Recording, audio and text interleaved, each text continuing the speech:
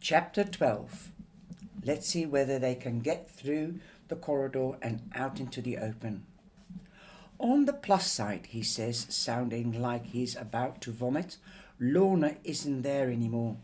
No, I agree. We are sitting on the stone steps outside St. Bernadette's, shivering and holding on to our knees, sharply inhaling the night air like we are recovering from motion sickness. Both of us are trying to metabolize what we have just seen, our bodies rejecting the hollow eyes of Squirrel Girl, the empty rooms. No, which is good, because it means you can leave. Yes, he says, his face white. He needs the comfort of this information, and badly. Yes, you can leave. I mean, that boy left, the one with the camera. You made it sound like an escape. Yes, well, who knows? Maybe he was being dramatic. Maybe he could have left through the front door, like Lorna. Well, she didn't say that either. I hesitated again, trying to separate the facts of what we've seen from what might be convenient to believe. And if she has left, why hasn't she gone home? How long has she been missing from your school? A few days. Then I pause. Although I only have one class with her, so it could be longer. It's hard to keep track with these online classes. The light begins to change, dawn gradually diluting the sky. A milk float trundles past. That's pretty old fashioned. It's chilling to think that morning will break over us the same way it breaks over the lodge, only their day will be very, very different from ours. What did she mean when she said weather reports? I ask. It's a game, he says, squinting slightly, the memory clearing painful. You remember those games we used to play, like Two Truths and a Lie? That weird confession game. We have lots of little things like that, and I always thought you know. Lots of these kids are kind of awkward, find it hard to make friends. Let's play a game, to connect everyone. Connect everyone to you, I correct him. So they would become completely addicted to your approval. Aaron waves his hand. Yep, all that, but after Dory came in, when the children were big enough in Kilbeg for her to actually care, the games got weirder. Like what? Aaron describes Weather Report. It's like that memory game you play as a child or a kid, where the first person says, "Today I went to the market and I bought an apple." Then the next person says, "I bought an apple and a can of beans." The chain keeps getting longer and longer, and you have to remember everything that the other players have said, except that with Weather Report you are not just saying random items, you are saying everything you notice that day, starting with the weather. That doesn't sound so terrible. It doesn't, no, Aaron says, but it's like it rained before breakfast. I ate an orange and swore when I stubbed my toe, and Laura showed unhealthy attachment to material things, and Charlotte didn't respect her body. You see, it's a way of constantly policing each other, a way of saying, "I noticed you were bad today," while also appearing to own up to your own badness. It's a perfect combination of confession and snitching. I feel a shiver at the base of my neck, wanting to believe I would never fall for this, but remembering how I behaved in the animal kingdom of St. Bernadette's, how quickly a clique of girls who were slightly cooler than me were able to morph my behavior completely and without even really meaning to. When that girl said she was always failing the weather reports, what did that mean? It could mean she had a hard time remembering stuff, he says, but I don't know. I feel like everything has gotten darker even in a couple of months. He looks like there's something else, something he's not saying. He chews on it a while, then spits it out. She hadn't eaten, not for over a day. For over a day? Yeah, I don't know about you, but it was hard for me to get a read on her. All I could make out was that she was really, really hungry. When I asked her about Lorna, I say slowly, she had a reaction, like I don't know, like it was a trick, step in her brain, or something. I didn't cop that, he says. Wow. Wow, what? You copying things? You are getting more Irish. He gets to his feet, gives a weak smile. Yeah, well, so I have to do something to stop them deporting me. Let's get out of here. We walk to the end of the hill, the gleaming river before us. We don't hug when we part ways, the way I would hug Fiona or Lily. It's not in our lexicon. We just look at each other's hands in our pockets. The tarot cards, I say. What do you think that was about? Maybe Dory is trying to ferret out more sensitives just like we thought, or at least kids with magical abilities. That's how you realize, right? When you found a deck, I nod. It makes sense, but surely she would know as soon as she meets someone, right? He shrugs. People change when you put pressure on them, show their gifts, as you well know. I laugh because it's almost a joke. When you said I was changing, what did you mean? He looks at me sideways. Maybe I don't know what I mean either. I woke up at midday, fuzzy and haunted. Last night sits in my memory like a crushed car, something that was once fast and technical and now has been condensed to a cube size. The party, the fight, St. Bernadette's, the lodge, Aaron's words ringing in my ears. Something has changed, like fundamentally, something in your body. I close my eyes, searching myself for the kind of change that he was only able to see by leaving and coming back. I can feel shame lodged in my gut, sticky and purple, the suspicion that he's right, the suspicion that I'm wrong, not wrong as incorrect, but wrong as in bad, bad as in made badly. There's a tickle of forgotten dreams pushing at the side of my consciousness. More dreams about playing cards, 8 of hearts, 8 of spades, 9 of clubs, stuck together with the 5th and dried rum. The playing cards, 8 of hearts, blah, blah, blah, stuck together with filth, sorry, not 5th, filth and dried rum. I don't know much about poker, but I know there's nothing you can do with that hand. I sit up, take out my tarot deck. Nuella once taught me how to tell tarot with ordinary playing cards as a party trick.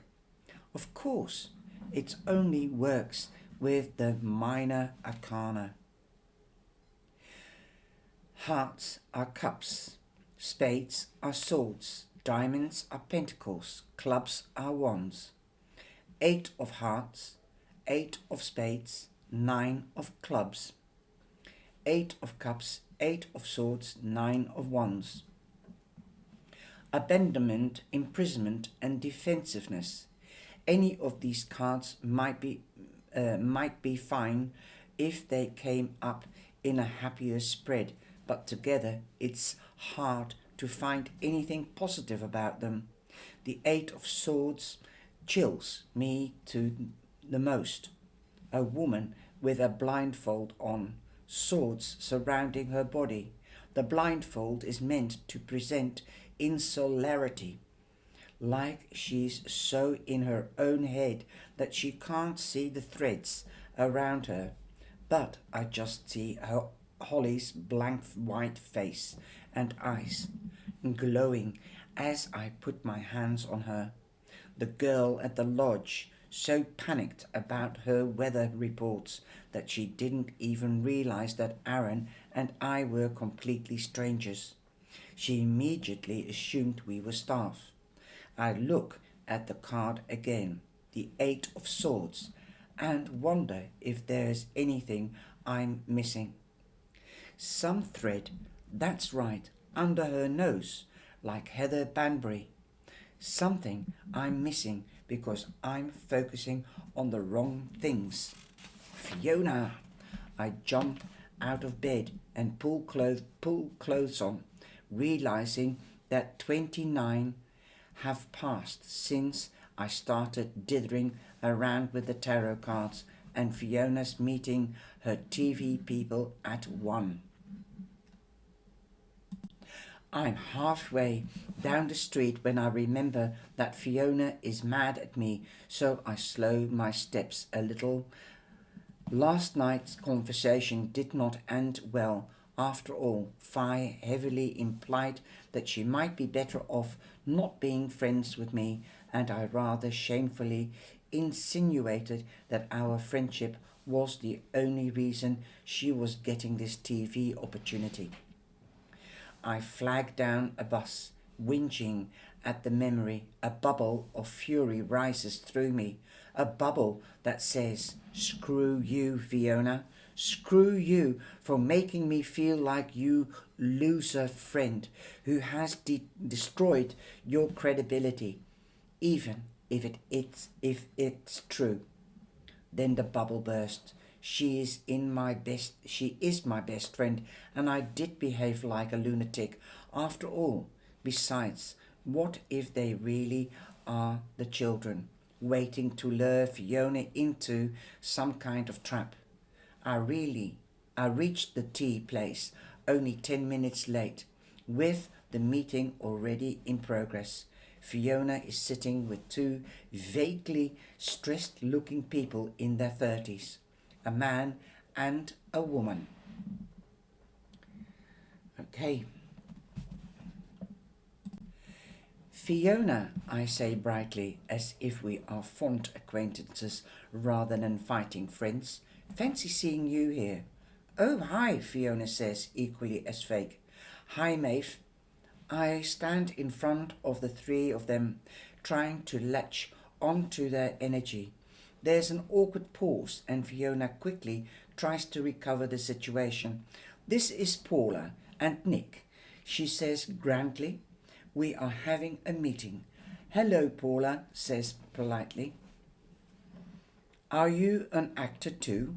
I still trying to find their colours, so Fiona has to talk for me. "No, Maeve doesn't act. She's... Well, you were in the newspaper too, weren't you?" Nick says. "One of Kilbegg's witches." I latch onto their energy. Sea glasses green and light blue. "No, I say bluntly. "Fiona, I'm just going to sit over there, okay?" "Okay," Fi nods, and I think she looks grateful. I think she does. Fiona talks to the producers for an hour, and for the most part there isn't much difference between what they think and what they say. They talk about authenticity, and ask Fiona if she really does know Wicca and tarot. But they ask the way you ask someone if they can do the splits. They don't think she can actually do magic. They just want something that looks good and natural on screen. For the most part, though, they think she is talented and charismatic, and notice that she seems very grounded, older than her years. They want her to do a taped audition, but they are fairly sure it is formality. They've struck gold, a real witch, a talent, a beauty, and through a local newspaper. The PR opportunities are endless. They both think about Fiona's race. The woman is excited by Fiona being Asian because of how it will improve the show's diversity. The man isn't so sure. He thinks Fiona is great, but he wonders whether the money man will need convincing. The writers will have to change the character's storyline. After all, the factor is how Fiona looks. The writers might not like that. In this world, that is wholly dependent on visual storytelling. It doesn't matter if they are thinking positively about her race or negatively, about it.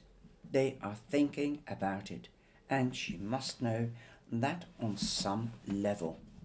I might worry that everyone thinks I'm an asshole, but at least they are judging me on the stuff I do and say, and not so much on what I look like.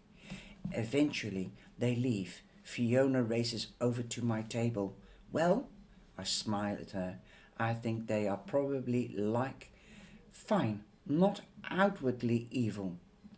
Where's the doubt? She looks worried. I mean, they are TV people. They think about how you look and stuff, but they like how I look. I think so. And they didn't think anything children, you, why, okay? Not children, no. Okay, good. Then she looks at adlet. She looks adlet, so I don't know what that means. So I can actually take this seriously then. As a real opportunity, I nod solemnly. It is 100% a real opportunity. We look at each other and for a second weigh up whether we have the energy to still be angry. Fiona suddenly breaks. She starts laughing uncontrollably. What the shit, Maeve? She giggles, covering her mouth. How the hell is this happening? You are going on TV. An actor. Fie, I smile. This is it. It's happening. No, she says, not quite able to believe it. I still have to do an official audition. I shake my head. It's formality, I say. I hear their thoughts. They want you, Fie. The tears come down then, crying and laughing, laughing and crying, hiccuping from one extreme to the other. I hate that we fought last night, she says. Eventually, I'm sorry, I said that stuff. Same, I acted crazy. I'm so sorry for humiliating everyone. Most of all myself. You were drunk and you were trying to protect Lily, she says. I shouldn't have gone off on you like that. I tell her I will apologize to Holly and Becky. I'm so grateful for your explanation that I was drunk and protective, even if I can still feel Aaron's words echoing through me.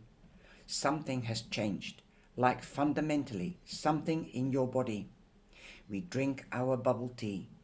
tease and counsel Fiona through a range of emotions about being on television. What if I'm trolled? She asks. What if I'm cancelled? Cancelled for what? I don't know. Maybe I've done something. You haven't, I say, shaking my head. You are beloved. What if I'm secretly problematic? She says Frenchly. That is a question for Manon. She bites her lip, remembering our conversation from last night. Manon, she says, she'll be here when you get back. Will she? Maybe. If you go away for a while, she'll realize that she likes you too. That feels like nothing, not a thing. You never know. Sometimes people go away and they notice new things about you. Fiona goes home soon after that, hugging me tightly before she does. Now I need to explain this to Mum, she says, rolling her eyes. I feel like it might be an easier sell, seeing as I can do school remotely now anyway. You never know, I repeat, which seems to be my catchphrase now. It's fitting at base. I truly do not know anything. And that was chapter 12. Wow. I wonder what her mother is going to believe or not. I'll see you in chapter 13.